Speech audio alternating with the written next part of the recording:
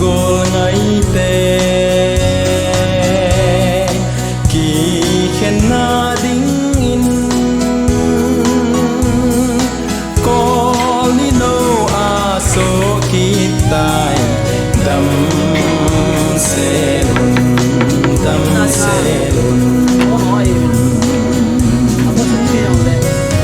lấy sẽ chung a hin lùng một na lâu sẽ nan ni tin in ấy rồi kỳ hình hồn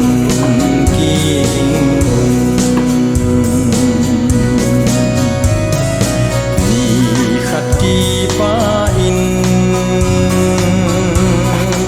nộp là xa giống lên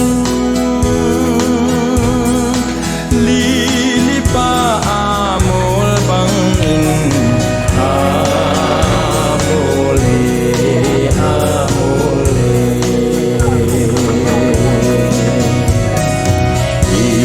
ki khen diu hi lấy xin angu ye gam le go angu dâu tai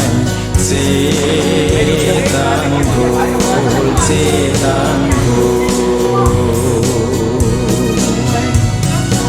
bàn cầm nôm a chun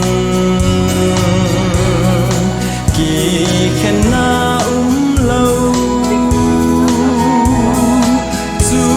a kỳ mu to kinh san ca thao về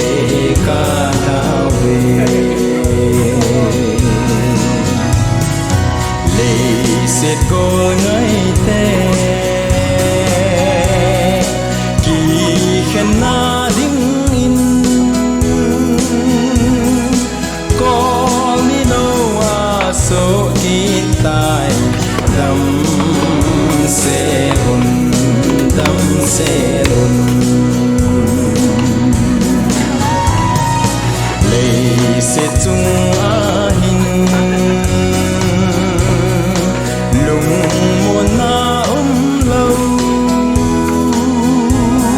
sẽ nan ni tin in ấy rồi kỳ hình hồn ni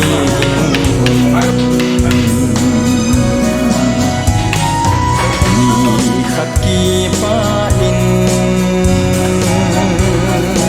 nộp là xa giống lên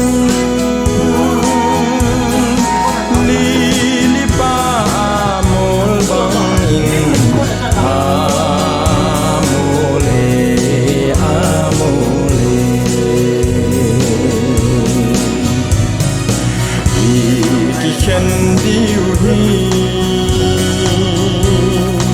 lấy xin angu ye gam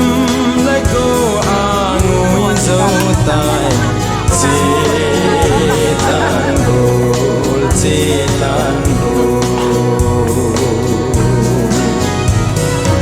bàn cầm nôm a chun khen na lâu chu a kỳ mu to kinh san ca thao về